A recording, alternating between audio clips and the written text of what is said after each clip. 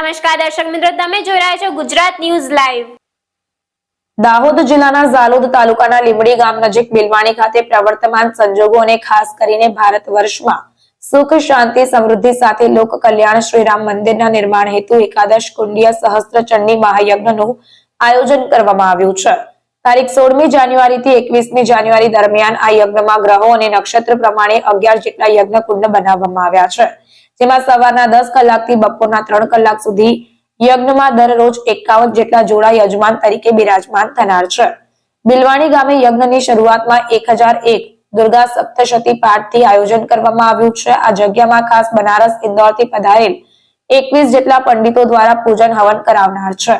આ યજ્ઞમાં આચાર્ય પદ વેદ પાઠી વિધાન બ્રાહ્મણ શ્રી પ્રવીણ પુરોહિતજી ઉજ્જૈનના સાનિધ્યમાં મહાયજ્ઞ યોજાશે. આ મહાયજ્ઞમાં ખાસ કરીને દેશભરમાંથી સંતો, મહંતો, મંડલેશ્વર, મહામંડલેશ્વરના મહાનુભાવો પણ પધારનાર છે.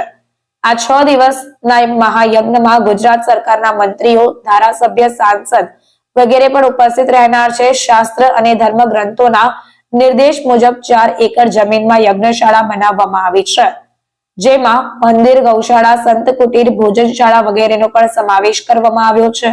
દરરોજ મોટી સંખ્યામાં આસપાસના ગામના તેમજ જિલ્લાભરમાંથી લોકો પણ ભાગ લેનાર છે.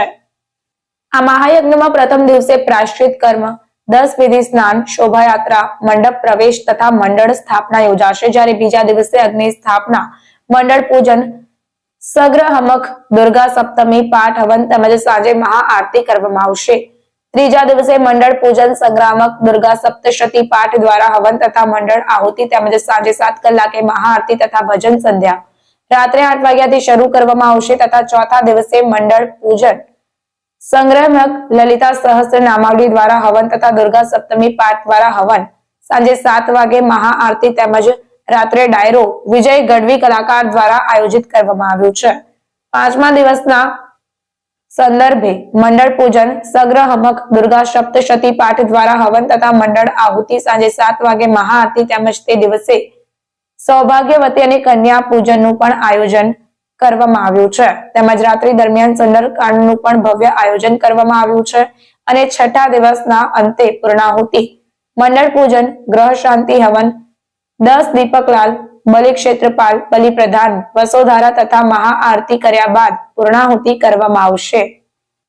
તેમજ સમગ્ર કાર્યક્રમમાં ધર્મ જાગૃત ચેતના ગ્રુપ અને આયોજક મુકેશભાઈ લબાના ખચ્ચર દ્વારા દાહોદ જિલ્લાની જનતાને કાર્યક્રમનો લાભ લેવા અનુરોધ કરવામાં આવ્યો.